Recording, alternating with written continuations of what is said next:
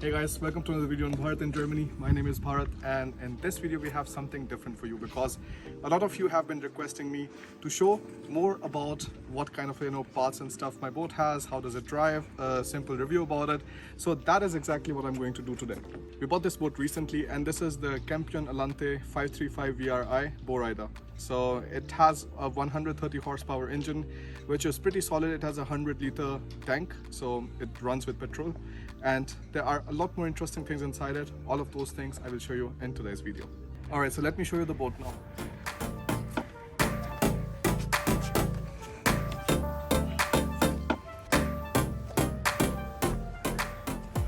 That's Selena, my cameraman.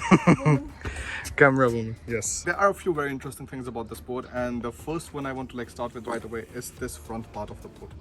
So from the back side, the front looks very interesting because it has still space for two people to sit very comfortably and actually lie down with their feet up, which is very nice. And you also have grips on the side, which is also very interesting. And cup holders. Yes. Everywhere.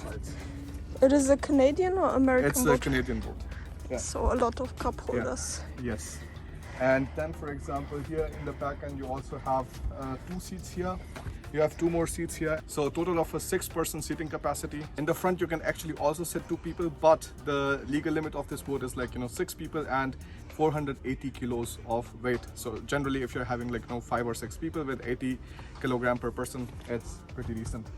Then afterwards, the nice thing about this boat is all of these things can also be just completely laid down. That means you also have lying place, one here, one there. Then or otherwise you can just put your back there and you can lie like this. It's pretty nice, and 2 people can lie right in the front. Then afterwards in the back, for example, we have a motor, of course, in the back that you cannot see right now. We have a ladder there. So when you're in the water, I will put the recording of that inside. So when you're in the water, you can actually climb onto the ladder and very easily come up on the boat. That was also very nice. Then afterwards we have the engine, the monstrous engine inside this boat, which is 130 horsepower. And yeah, not much I know about this, but as long as it runs, it's good. It's not a problem at all. So everything has been running fine so far, and I would touch wood 3 times if I have something around. But all good here so far. And then this is the light. So, this is the light. Yeah, this is the light. Okay. So when you're essentially out at night, you can put this here, and generally then you can make it light up, which is also pretty nice. So then we always turn on the battery here. That's one. Once we have turned it on, we turn on the engine. For engine I need the key. It's key. And this. We have a pocket there and a radio. Nice. We have pockets here. We have actually the depth meter here, so it shows the depth of where the boat is. This one, right? Yeah, how deep it is. That's your throttle and accelerator, and that is the kill switch. So if you are at too high speed and you fall off the boat, then the boat is not going to keep on running further. It is going to stop right there. So that's the thing. Then you also have the radio and stuff here, some more places to store your things inside this, and overall it's a pretty nice boat. I cannot complain. Then you have to start the boat. You put this inside, you put the fumes and drain out some water.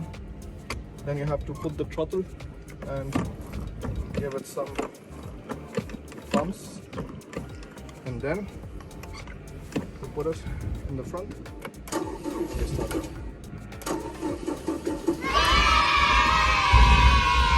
Now the engine is running and we can slowly take off the ropes in the front, then in the back, and then we can head out on the water. We just left the port.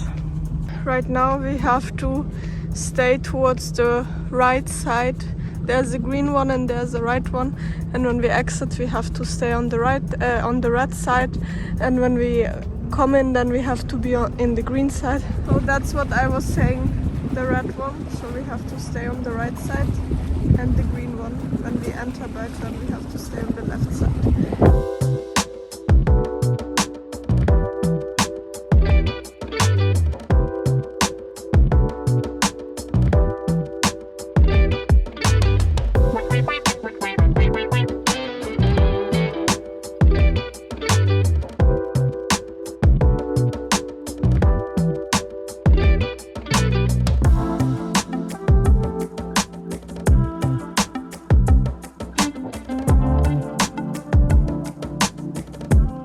So that was essentially the boat ride. I mean, like, now we are going to sit down, we are going to record some videos here. Thank you so much for watching this video. If you have any kind of questions and stuff, still you can write to me in the comments below. So if you have questions about how did I buy the boat and stuff, I think you can find a lot of boats directly on the Facebook marketplace. I also bought the boat directly from there. Then you generally need to have a speedboat license. It's better that you make it because you will learn more things there. There's a theory exam and a practical exam. In Denmark, so, it's a must. yeah. In Denmark, if you want to like drive a boat above 25 PS, you need to have the license for the speedboat. Huh? But I think that was pretty much it. If you still have any kind of questions, you can write to us. Nah? I'll see you in the next video. And don't forget to follow us on Instagram at Allante in Germany. I'll see you in the next video. Bye.